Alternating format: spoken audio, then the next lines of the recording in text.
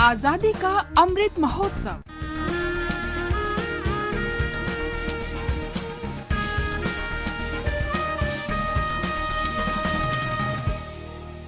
Azadi ka Safar with AIR News.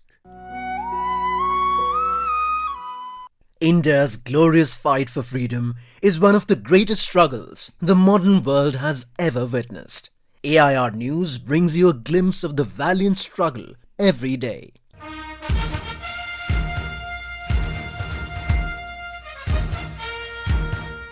On this very day in 1897, Manya Gangadhar Tilak was charged for sedition for his criticism of the British rule in his Marathi newspaper named Kesari. This was an important moment in India's political history as it marked the criminalisation of dissent as a grand spectacle of a political trial.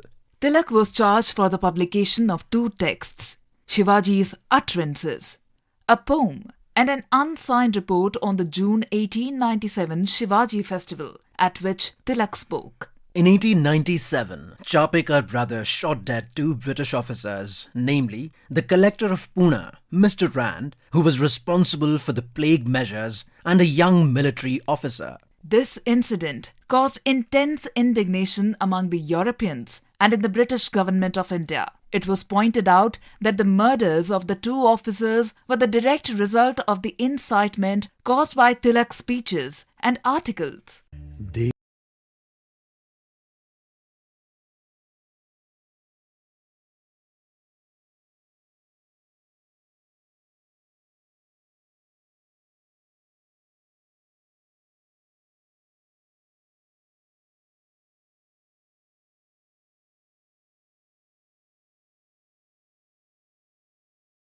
Due to prosecution's narrow legal interpretation, the texts were reduced to mean incitement of feelings of disaffection.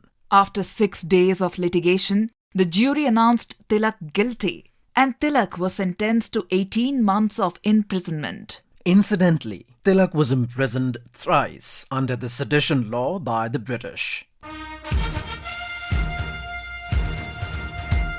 When the nationalists were waging a war against the colonial rulers, spiritualists lifted the morale of Indians and told the Western world about the greatest philosophy of Hinduism, thus garnering the support of the world for India's freedom. One such spiritualist, Swami Abhedananda, was born on this date in the year 1866. He was a direct disciple of Swami Ramakrishna Paramhans.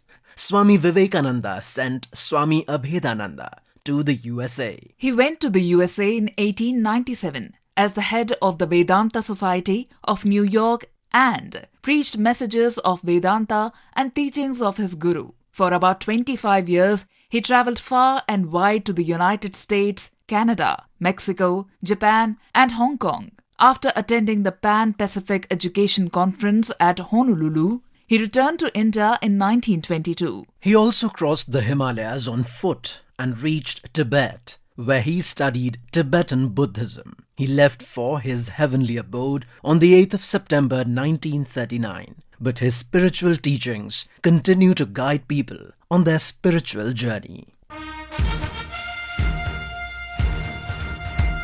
Today is the death anniversary of Firoz Gandhi, who was a freedom fighter, journalist, and a parliamentarian. Firoz, who was born on 12th of September 1912 in a Parsi family, quit studies to take part in India's freedom struggle.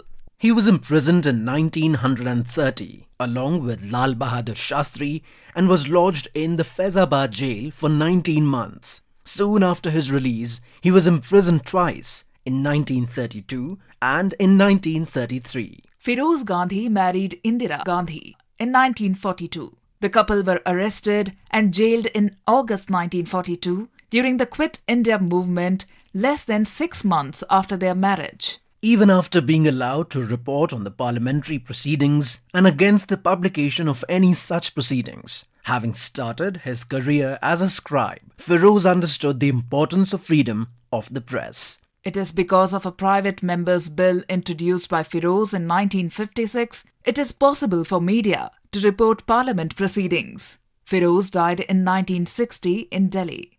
That brings us to the end of this episode of Azadi Ka Safar AIR News ke Sang. See you in the next episode tomorrow.